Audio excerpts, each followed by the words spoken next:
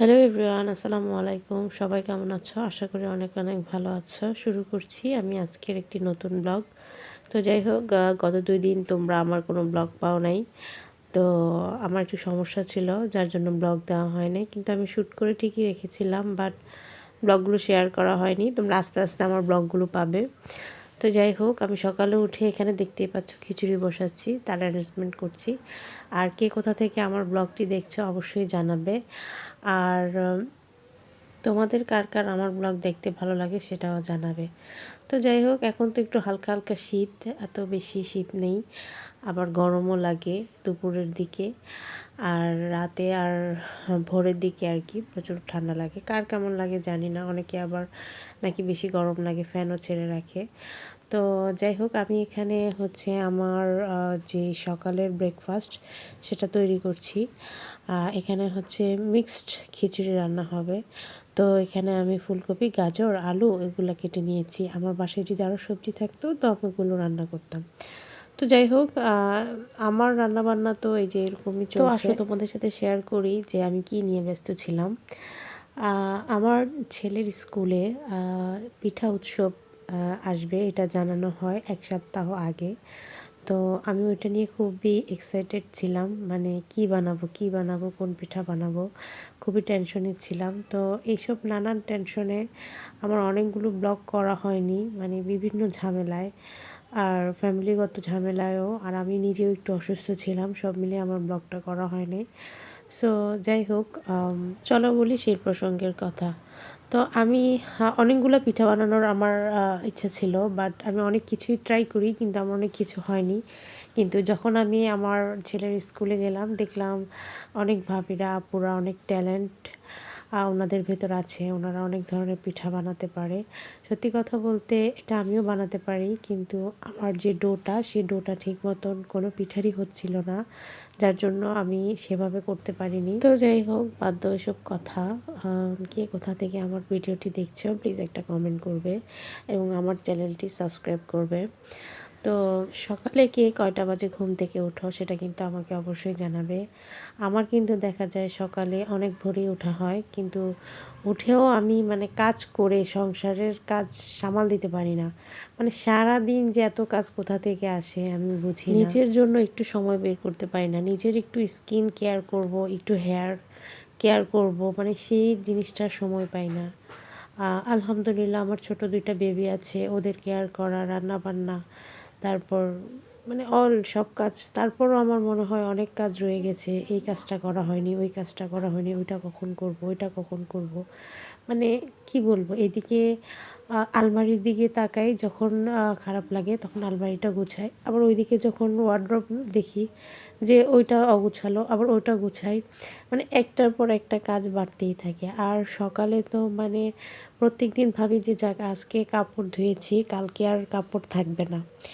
কিন্তু সকালে ওঠার পর দেখি কোথা থেকে যেন আধোয়া কাপড়, মানে ছেলের, আমার মাশাআল্লাহ 2 ছেলের, তারপর আমার হাজব্যান্ডের, তারপর আমার, তারপর এই যে ঘরের ধরেন বিছানার চাদর, তারপর বালিশের কভার, মানে এক্সট্রা অনেক কিছুই থাকে যেগুলা ধোয়া লাগে। তো ওগুলো বের হয়ে যায়। তারপর রান্নাঘরে এসে রান্নাঘর ক্লিন করা, রান্নাঘরের বেসিন ক্লিন করা, তারপর রান্নাঘরে নিচে হাউস ক্লিন করা, তারপর মূল বেসিন যেটা, সেটাতে আমরা হাত মুখ ধুই, ওগুলো ক্লিন করা, বাথরুম পরিষ্কার করা। সকালে ঘুম থেকে উঠে এগুলো করার পর ছেলেকে স্কুলে পাঠানো, নাস্তা করিয়ে, তারপর আবার ছেলেকে স্কুল থেকে নিয়ে আসার পর ওদেরকে গোসল করানো, খাওয়ানো, অনেক কাজ থাকে। তার উপর আবার আমার মাশাআল্লাহ যে ছোট ছেলেটা, ওটা অনেক বিচ্ছু, ওটা সব সময় আমার কাজকে বাড়িয়ে রাখে। তো ওর জন্য আমাকে কাজ আরও ডবল ডবল করতে হয়।